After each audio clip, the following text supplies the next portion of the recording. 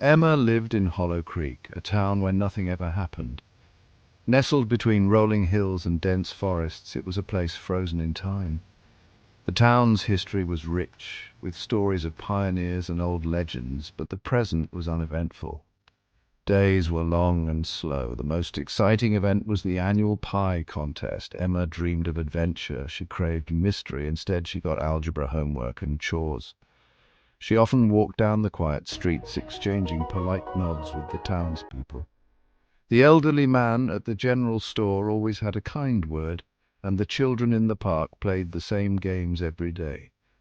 Emma wished something, anything, would happen. Be careful what you wish for. Sometimes silence hides secrets. Hides. One evening, Emma's phone buzzed. A voicemail. Unknown number. She pressed play. Silence, then breathing. Her breathing. Emma felt a chill. The hair on her arm stood up. Her hand trembled as she held the phone. A whisper, raspy and faint, broke the silence. "Can you see me?" The voice sent shivers down her spine. She paced in her room, glancing over her shoulder. Emma dropped the phone. Her heart pounded in her chest. She picked it up, her hands shaking. A prank? But who would do that? She confided in her friends, but they were skeptical. Her paranoia grew. The voicemails continued. Each night a new message, each one more unsettling than the last. Scratching sounds, heavy breathing, whispers, closer now, clearer. "I see you." Emma felt watched. She couldn't shake the feeling of eyes on her back. Fear became her constant companion. Sleep offered no escape. Nightmares plagued her, filled with whispering voices and shadowy figures. One night the voicemail was different, a child's laughter. Another night, a distant scream. Emma tried to trace the calls, but they led nowhere. Her anxiety grew, and she began to question her own sanity. Emma decided to record herself sleeping. Maybe she was imagining things. Maybe it was all in her head. She set up her phone, pointed the camera at her bed. Sleep came hesitantly, filled with unease. In the morning, she watched the video, her breath catching in her throat.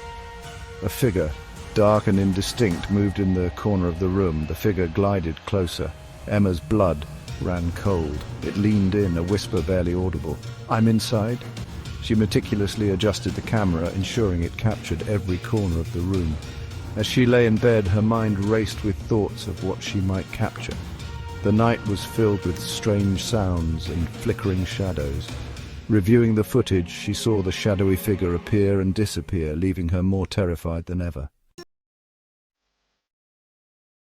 Section 5. The Watcher's Gaze. Terror took root in Emma's heart. She couldn't ignore it any longer. Someone, something, was inside her house. She tried to tell her parents, but the words wouldn't come. Who would believe her? She sounded crazy. Every creak of the floorboards sent chills down her spine. Every shadow seemed to writhe and twist. She was trapped. Emma pleaded with her parents, her voice shaking with fear. She even tried to tell her friends, but they just laughed it off. Strange occurrences became more frequent. Objects moved on their own, lights flickered. Emma's nights were sleepless, her mind racing with fear. Her parents grew concerned, but remained dismissive, thinking it was just her imagination. Section 6. A chilling discovery. Emma decided to fight back. She had to know who or what was tormenting her. She had to find the source. She followed the voicemails. They led her to an abandoned house at the edge of town, a place of whispers and shadows. The air grew cold as she approached. The scent of decay filled her nostrils. Trembling, she pushed open the creaking door. Her heart pounded as she stepped inside, the beam of her flashlight revealing old, dusty portraits on the walls. Every creak and groan of the house amplified her fear. She discovered a hidden door behind a tattered curtain. Descending into the dark basement, she felt the weight of the unknown pressing down on her. Among the cobwebs and dust, she found old, mysterious artifacts. An ancient book with eerie symbols caught her eye. Determined, she knew she was getting closer to the truth, even as a shadowy figure lurked behind her. Section 7 vanished. Inside, dust motes danced in the pale moonlight. Cobwebs clung to every surface. Silence hung heavy in the air. Emma called out, her voice echoing in the stillness. "Who's there? What do you want?" A floorboard creaked behind her. She spun around, her heart pounding. Emma cautiously explored the dark hallways, her flashlight flickering. Whispers seemed to come from every corner, urging her to find their source.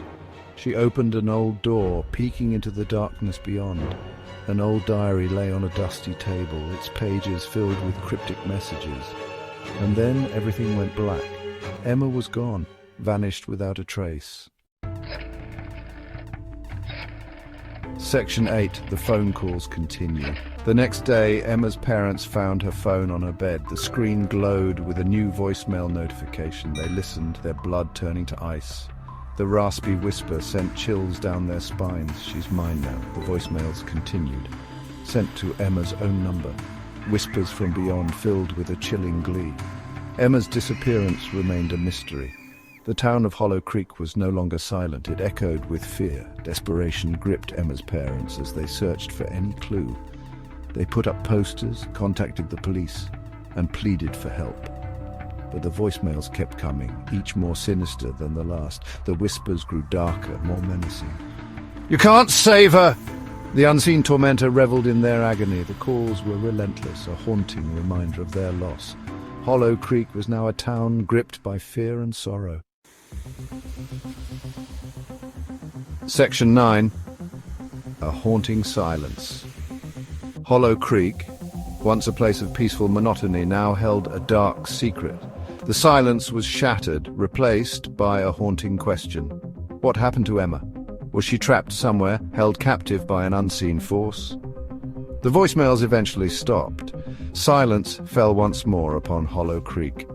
But it was a different kind of silence now. It was the silence of unanswered questions, of fear lurking in the shadows. It was the silence of a town forever haunted by the mystery of Emma's disappearance. The townspeople were gripped by an unshakable fear, their lives overshadowed by the unknown. Every corner of Hollow Creek seemed to whisper Emma's name, a constant reminder of the unanswered questions. The haunting atmosphere pervaded every aspect of life, leaving the town in a perpetual state of unease. Section 10. The investigation. Emma's parents, desperate for answers, hire a private investigator to find their missing daughter. The investigator, a man with a reputation for uncovering the truth, delves deep into the forgotten corners of Hollow Creek. His search leads him to the abandoned house on the outskirts of town, a place shrouded in mystery and fear. As he sifts through old records and dusty belongings, he uncovers a dark history that town legends had long tried to bury. The house was once owned by a reclusive family known for their strange and unsettling practices. Among the eerie relics, the investigator finds a series of cryptic notes and drawings that hint at a hidden room, a place where someone could be held captive. The evidence suggests that Emma might still be alive, but in grave danger. Every clue he uncovers sends chills down his spine, painting a picture of a sinister plot that reaches far beyond a simple disappearance. The investigator knows time is running out. He must unravel the mystery before it's too late. Not just to save Emma, but to bring peace to a town gripped by fear and haunted by the unknown. The stakes have never been higher, and the shadows of Hollow Creek grow darker with every passing moment. The investigator stands at the threshold of the hidden room, his heart pounding in his chest. The air is thick with an unnatural chill, and the shadows seem to dance with a life of their own. He pushes the door open, revealing a dimly lit space filled with arcane symbols and unsettling artifacts. In the center of the room, Emma sits, her eyes wide with fear, bound by an invisible force. A low, menacing voice echoes through the room. "You should not have come here."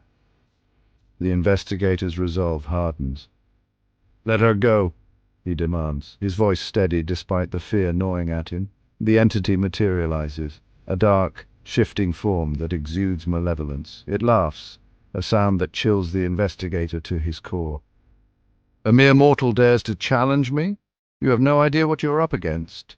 The investigator steps forward, his mind racing. He recalls the cryptic notes and drawings, the clues that led him here. He knows the entity's weakness, hidden within the very symbols that surround them. With a swift motion, he begins to disrupt the patterns, chanting the incantations he deciphered from the relics. The entity recoils, its form flickering. "No! Stop!" But the investigator persists, his voice growing stronger with each word. The room trembles, the symbols losing their power. The entity's grip on Emma weakens, and she gasps, feeling the invisible bonds loosen. In a final desperate act, the entity lunges at the investigator, but he stands firm, finishing the incantation. The dark form shatters, dissipating into nothingness. Silence falls, broken only by Emma's sobs of relief. The investigator rushes to her side, untying her and pulling her into a protective embrace. "You're safe now," he whispers, though he knows the battle has left its mark on both of them. As they emerge from the house, the dawn light casts away the lingering shadows. The investigator looks back one last time, knowing that while this confrontation is over, the mysteries of Hollow Creek are far from solved. But for now, they've won a crucial victory and Emma is safe. Yet the town's dark secrets continue to loom, waiting for the day they might be uncovered once more.